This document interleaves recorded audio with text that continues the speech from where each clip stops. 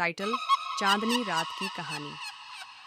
परिचय: यह कहानी एक छोटे से गांव की है जहां लोग रात के अंधेरे से भी ज्यादा कुछ चीजों से डरते थे।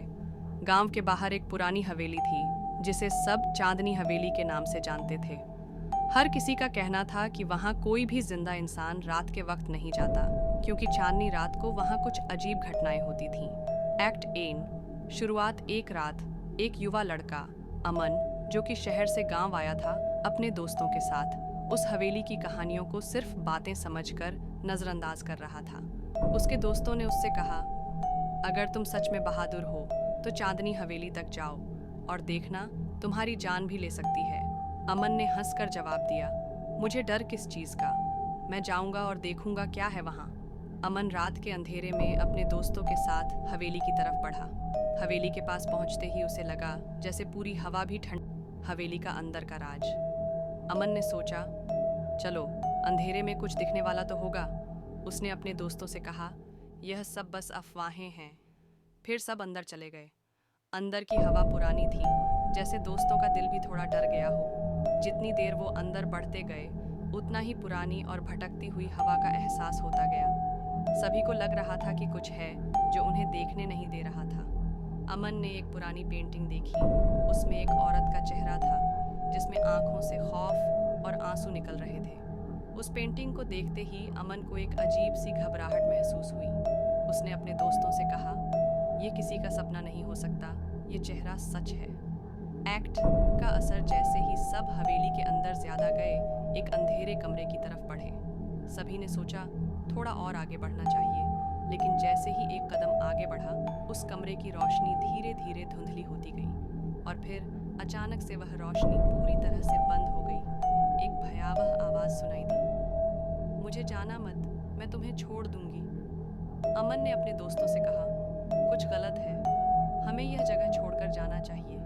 लेकिन उससे पहले एक ठंडी कच्ची हवा उनके चेहरों पर चलने लगी और वह आवाज़ फिर सुनाई देने लगी, जैसे कोई झूठी आत्मा उससे कह रही हो, तुम मुझे क्यों भूल रहे हो। एक्ट 4। आत्मा की कहानी। अमन ने फिर देखा कि वह पुरानी पेंटिंग जिसमें औरत का चेहरा था अब उसके सामने खड़ी थी, लेकिन वह आत्मा सिर्फ खड़ी नहीं थी, उसके चेहरे पर कुछ घातक भटकती आंखें थीं। मुझे छोड़ दो, वह औरत बोल रही थी, मुझे मार दिया गया था यहाँ एक चांदनी रात को, तुम्हारे दोस्तों की तरह तुम्हें भी मार देने का वक्त आ गया है। तब अमन को याद आया कि जो दोस्तों की बातें थीं उनमें सच था। उस आत्मा की भयावह तस्वीर पूरी तरह उनकी आंखों में चली गई थी। उनका सारा ध्यान बस उसी आत्मा पर था। बचाव का कोई रास्ता नहीं, अमन ने कहा, हम यहाँ से निकलते हैं। लेकिन आत्मा उन्हें पीछे से भागकर आई और उन्हें उस कमरे में फिर से बंद कर दिया।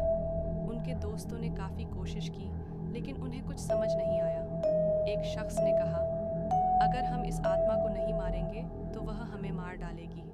तब सभी दोस्तों ने अपनी आंखों में आत्मा को घूरते हुए अपने अंदर का डर पूरी तरह पहचानने की कोशिश की। लेकिन जैसे ही उन्होंने अपने अंदर का डर पहचाना, आत्मा की आंखों में शायद कुछ बदला था और जैसे जैसे वह लड़का अपने दोस्तों के साथ वहां से भागा, उन्होंने सोचा कि कुछ ऐसी चीजें हैं जो हमेशा रात के साथ हवा के अंदर या फिर चांदनी रात के अंदर छिपी रहती हैं। निष्कर्ष: अमन और उसके दोस्तों को कभी यह समझ नहीं आया कि वह आत्मा किस वजह से वैसे ही छुप गई थी, मगर वह अब कभी भी चांदनी हवेली के पास नहीं गए। उन्होंने जाना था कि कुछ डर अपने जीवन की बात होते हैं और कुछ चीज़ें, चाहे वह आत्मा हो या वक्त, उन्हें कभी समझना मुश्किल हो जाता है। जब तक आप अपनी आत्मा को पूरी तरह से समझ नहीं लेते, तब तक आप यह नहीं समझ सकते कि जो डर आपको लगा वह आपकी आंखों के सामने भी हो सकता है।